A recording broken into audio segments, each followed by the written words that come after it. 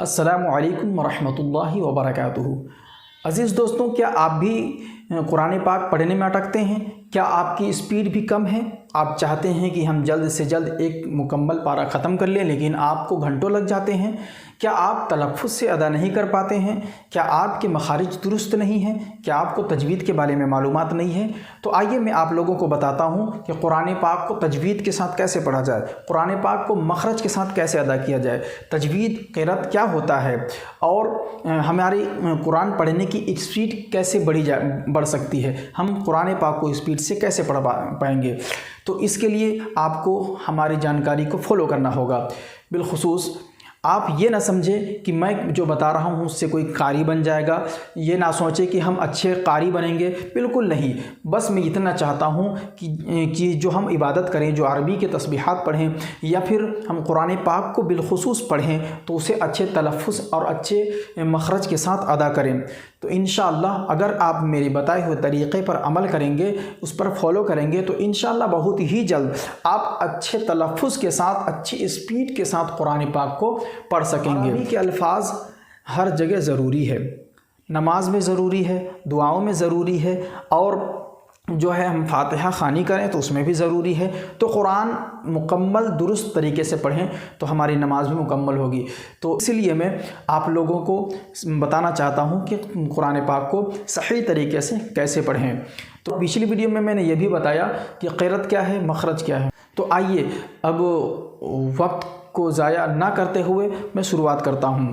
दोस्तों देखें, अलिफ से लेकर या तक कुल 29 हर्फ हैं। उन 29 हर्फ़ों में कुछ ऐसे हर्फ हैं जो एक दूसरे से मुशाबा हैं, कुछ ऐसे हर्फ हैं जो एक दूसरे की तरह दिखते हैं लेकिन कुछ वजह से उन्हें अलग पढ़ा जाता है, कुछ ऐसे हर्फ हैं जिनके मखारिज एक ही हैं लेकिन उनकी सिफत की वजह से उनकी आवाज़ बदल जाती है, कुछ ऐसे हर्फ हैं जिन्हें मोटे पढ़े जाते हैं, कुछ ऐसे हर्फ हैं जिन्हें बारीक पढ़े जाते हैं। तो इन तमाम चीज़ों के बारे में आप लोगों को बताऊँगा कि कुरान पाक को कैसे शुरू से पढ़ा जाए। तो उसके लिए बेहद ज़रूरी है कि अलिफ से लेकर या तक हमें अच्छे तरीके से तलफ़्फ़ुज़ के साथ पढ़ने सीखना है। तो मैं आज आपको बस कुछ हर्फ बताऊंगा, उसके बाद धीरे धीरे इंशाअल्लाह आपको बताऊंगा। तो मैं आज आप लोगों को बताता हूं कि हुरूफ़ हलक़ी यानी हलक़ से निकलने वाले हर्फ, सारे होंठ तक, हलक़ से लेकर होंठ तक सारे अल्फाज अदा होते हैं। तो अदा करने का तरीका क्या है तो मैं आप लोगों को बताऊँगा। सबसे पहले मैं बताऊँगा हुरूफ़ हलक़ी, हलक़ इसको कहते हैं। मान लीजिए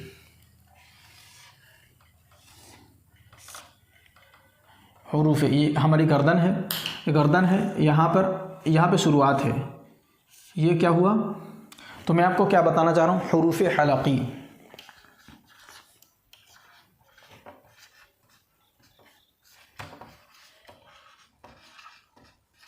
हुरूफ़ हलक़ी कितने हैं?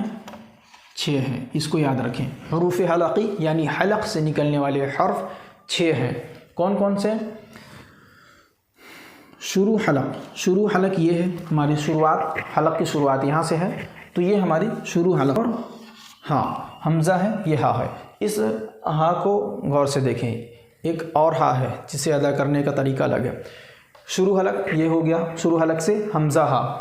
दरमियान हलक़, ये जो जगह है दरमियान, इस जगह इसको दरमियान हलक़, बीच का हलक़ कहा जाता है। तो इसको यहाँ से हम क्या अदा करेंगे, आइन और हा, आइन हा, यहाँ से आइन हा, बीच हलक़ से आइन हा अदा करेंगे। और ये हो गया आखिरी हलक़, आखिरी हलक़ से क्या अदा करेंगे, गैन और खा। क्या अदा किया हमने, शुरू हलक़ से हमज़ा हा, बीच हलक़ से आइन हा, आखिरी हलक़ से आइन खा। आइन का जो, आइन और हा का जो मखरज है थोड़ा हार्ड लगता है, थोड़ा कठिनाई होती है, तो इंशाअल्लाह धीरे धीरे आ जाएगा। तो इस चीज़ को याद रखें, शुरुआत शुरू हलक़ से हमज़ा हा, बीच हलक़ से आइन हा, आखिरी हलक़ से गैन खा अदा होते हैं। तो ये मैंने बताए जो हर्फ हैं हुरूफ़ हलक़ी कहा जाता है। तो ये मैंने आप लोगों को बताया कि हलक़ से निकलने वाले जो हर्फ हैं उन्हें कैसे अदा किया जाए।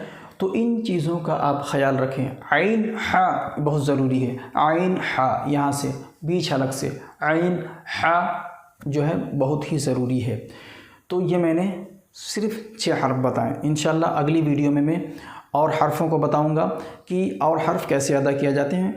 मैं इसलिए तरतीब से नहीं बता रहा हूं क्योंकि मैंने ये बता दिया तो ये 6 हर्फ जो हैं एक ही लाइन से जो हलक से ही निकलते हैं, इसीलिए मैं इनको बताया। अब आगे बताऊंगा कि कुछ ऐसे हर्फ हैं जिन्हें मोटे पढ़े जाते हैं, जिनकी आवाज़ मोटी है, जिनको पढ़ने में जो है आवाज़ भर के पढ़ा जाता है, तो ये बहुत ज़रूरी है।